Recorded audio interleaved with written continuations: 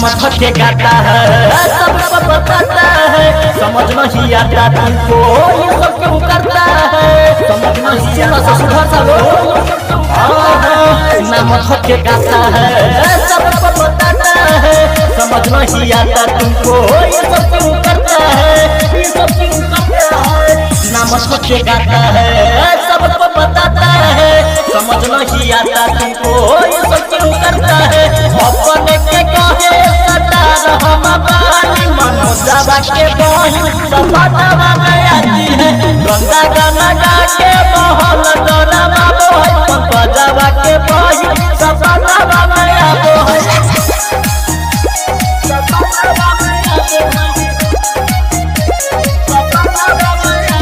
recording by JBL music Dogra